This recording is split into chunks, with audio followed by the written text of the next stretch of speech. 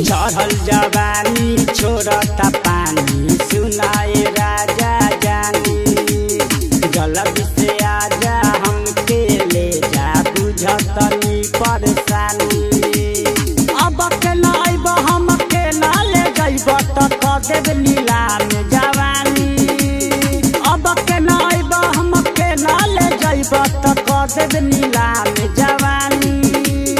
तोहरे असरे कबले मन के बानी करक ले जगवना हो न सत्ता मोर बिछावना हो करक ले जगवना हो न सत्ता मोर बिछावना हो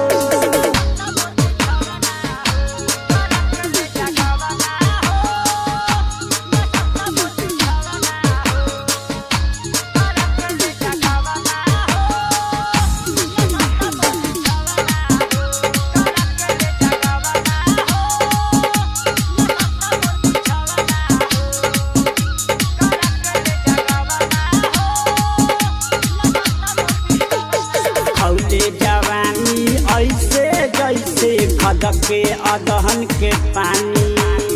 तुका जनब ए राजा जी कैसे बर्दाश्त करतानी खौले जवानी ऐसे जैसे खदक के अदहन के पानी तुका जनब ए राजा जी कैसे बर्दाश्त करतानी मन करे सिलवट पर लोढ़ा कुछ भी अपन जवानी मन करे सिलवट पर लोढ़ा से कुछ भी अपन जवानी छोड़ के उमरिया बीतल जाता खोजता मुसर जानी करक ले जगवना हो न सत्ता मोर बिछावना हो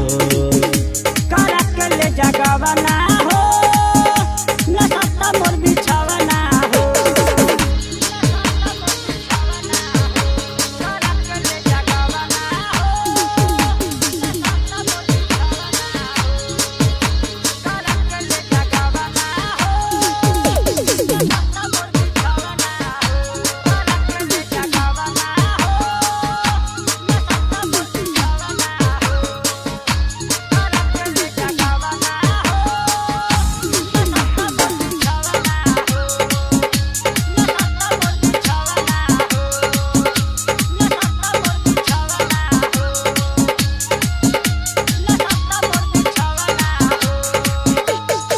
मुकेश गैला विदेश याद न कैला हो चढ़ल जवानी में एक बेजा दिया छछनैला हो राइटर मुकेश गैला विदेश याद न कैला हो चढ़ल जवानी में एक बेजा दिया छछनैला हो जाए न गरमी देहिया से हमारा रगड़ी बर्फ के पानी जाए न गरमी देहिया से हमारा रगड़ी बर्फ के पानी चढ़ल जवानी करे न जानी खोजता हौदा में पानी करक ले जगवना हो न सत्ता मोर बिछावना हो।